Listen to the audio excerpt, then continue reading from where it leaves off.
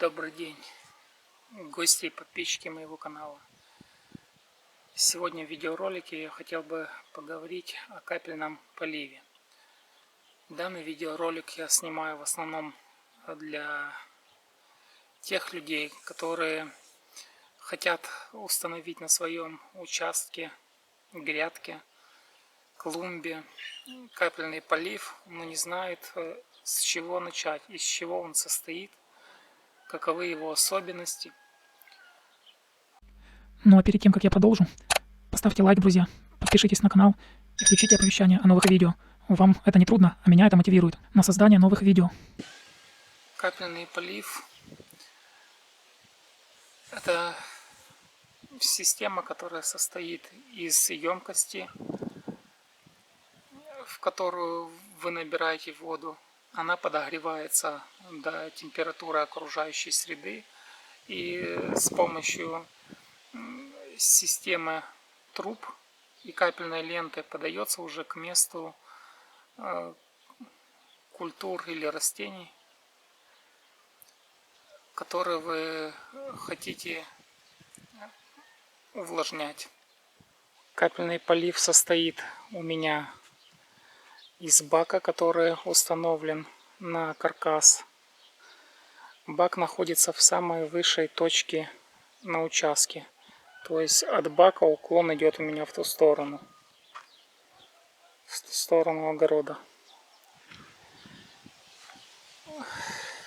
Рекомендую вам устанавливать бак на высоту не меньше 2 метров. У меня нижняя часть бака находится на высоте 2,10 от уровня земли. Бак метр, получается верхняя часть 3,10 от уровня земли. То есть это давление в верхней точке бака, если он полный, 0,31 атмосферы. Этого давления вполне хватает, чтобы продавить вот капельные ленты. Капельная лента вот в конец. Вот начало покажу. Вот от 32 трубы ПНД пошла у меня капельная лента длиной 38 метров. То есть это одна ветка, вот вторая ветка. И таких веток у меня 10 штук. То есть общая длина капельной ленты 380 метров. И вот этого бака на 2 куба хватает, чтобы продавить 380 метров. При такой вот высоте. Так что считайте сами. Расход воды у меня такой приблизительно. То есть я включаю капельный полив на 1 час в обед. И за этот час у меня уходит 1400 литров. Приблизительно. Сейчас покажу, как устроен у меня капельный полив более подробно. В самой верхней точке начну. Это бак на 2 куба, то есть на 2000 литров из нержавейки 304, то есть та, которая не магнитится. Толщина стенок 3 миллиметра. Так вот ведь сбоку у него. Почему бак из нержавейки? Потому что он не ржавеет, понятное дело. То есть и не пропускает солнечный свет.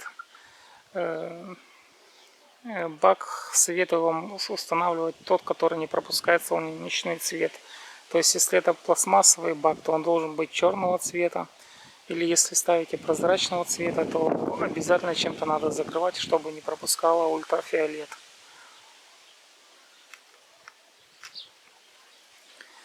Дальше бак установлен на каркас металлический, который состоит вот из площадки. Площадка это из сотового уголка.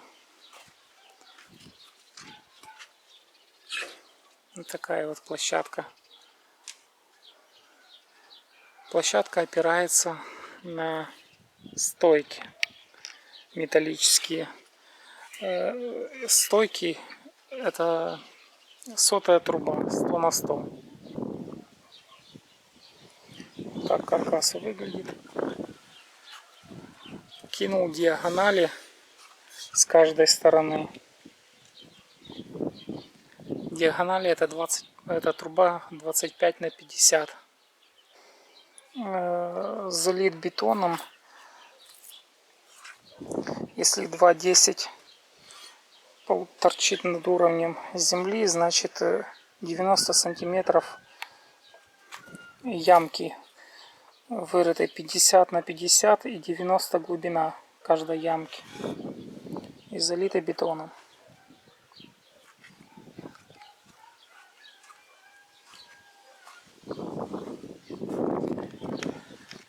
Поехали дальше.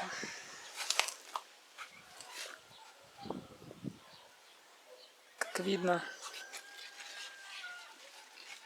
с бака выходит тройник. И вверх идет отвод из шланга гибкого. Данный отвод показывает мне уровень воды, который в баке. Вот видите вверху, то есть бак полный у меня. То есть это столб воды. Дальше идет шаровый кран, угол 90 ПНД. Дальше идет фильтр грубой очистки воды. Обязательно ставьте данный фильтр. Этот он улавливает всю грязь, которая есть у вас в баке, для того, чтобы дальше эта грязь не пошла в капельную ленту. Дальше идет шаровый кран. Зачем у меня их два? Вот сейчас верхний всегда у меня открытый. Если надо будет обслужить фильтр грубой очистки, я кран закрываю вверху и могу почистить сеточку, которая внутри фильтра находится. А этот всегда закрытый. Когда нужно капельную ленту запустить, я его открываю.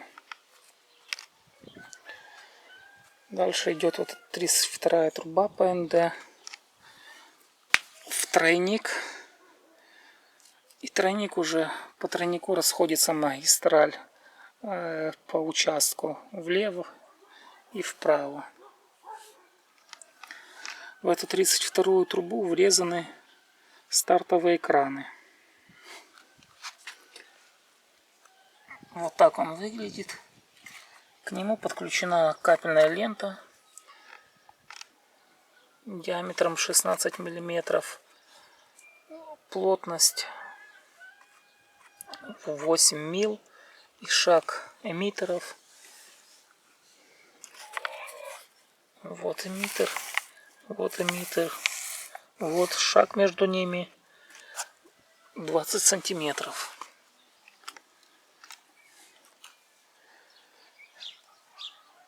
И вот она пошла в конец участка. Длина, я же показывал, каждой ветки у меня 38 метров.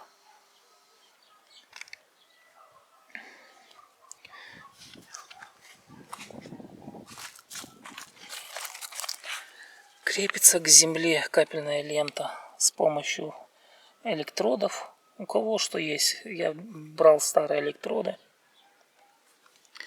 Чтобы, когда она вот пустая у меня сейчас, чтобы ее ветром не сдувало.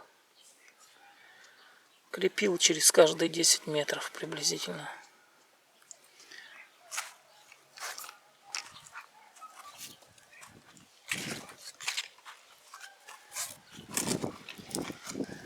Вот крепеж. Видно.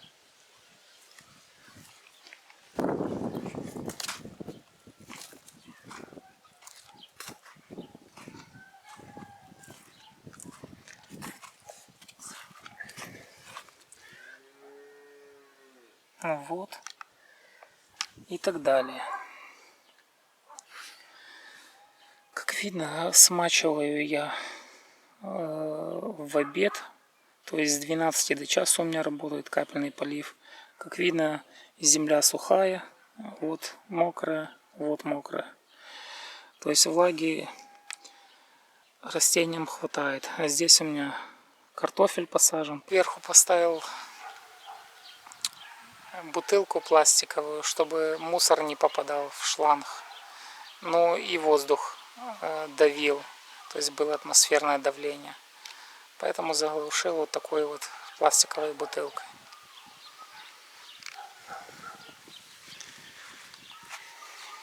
Вот 32-я труба. Китти он гуляется. Да? Тоже хочешь рассказать зрителям, как надо монтировать капельный полив?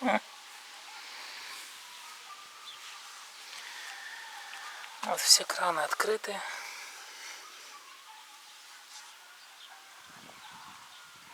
На конце заглушка 32-я. То есть, что хочу сказать. У вас все трубы, емкость, трубы не должны пропускать ультрафиолет, чтобы внутри они не цвели. Вот это самое главное. Потому что если будут пропускать солнечный свет, у вас там будут внутри водоросли, они будут забивать капельную ленту, и она вам долго не прослужит. Вот я вам показывал, вот такими скобами капельная лента у меня к земле фиксируется, а 32-я труба фиксируется вот, типа такими скобами, только из шестерки. То есть проволока диаметром 6 миллиметров. Чтобы она тоже зафиксировать ее, так как она при нагреве расширяется. Чтобы зафиксировать ее в одном месте.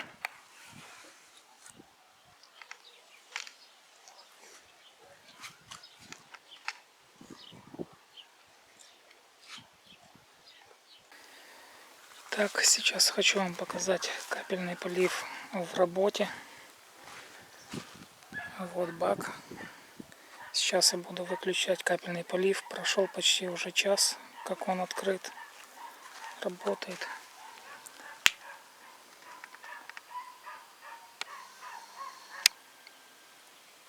Как видно, процесс идет.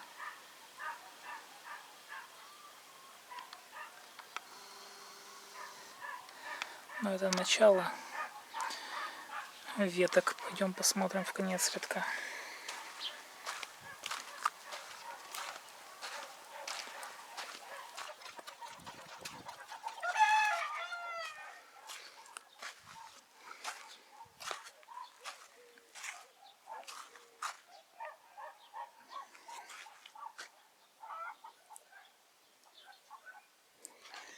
Это приблизительно посередине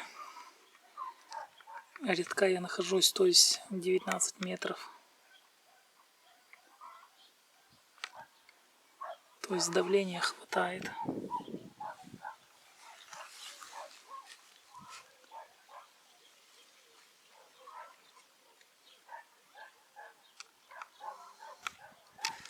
Иду в конец рядка.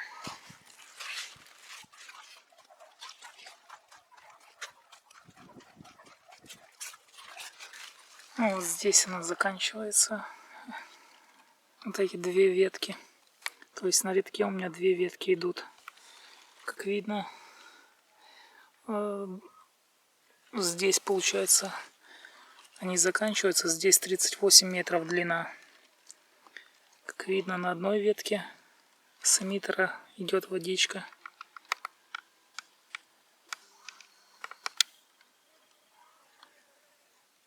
Видно, капает. Вот вторая ветка. Как видно, тоже капает. То есть давления хватает. Сейчас покажу вам, что я действительно нахожусь в конце рядка, на самых дальних двух ветках.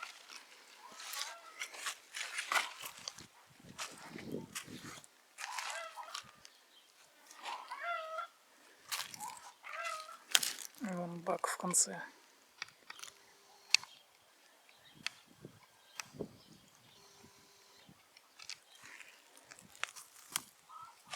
Теперь посмотрим, что по всем рядкам давит давление.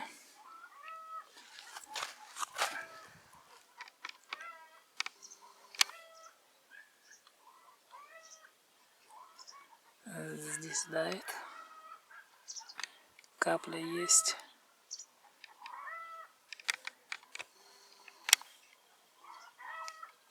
На этой ветке тоже капает.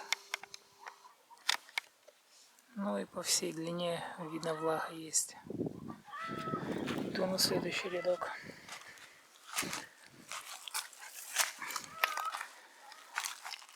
Это уже третий, который напротив бака находится.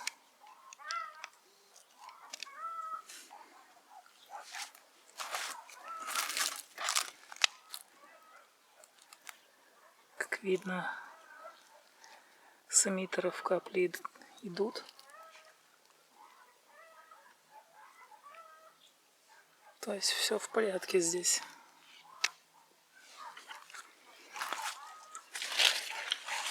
На четвертый рядок иду.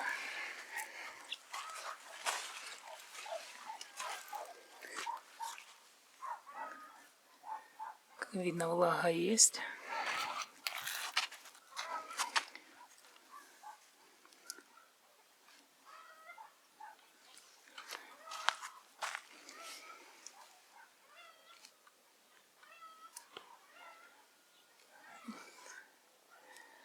Влага есть. Видно, что эмиттер давит капли.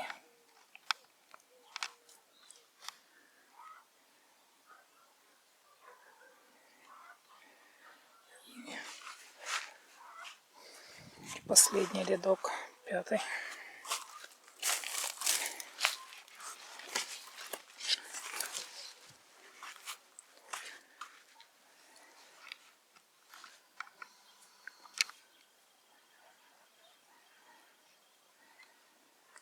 Как видно, капли есть.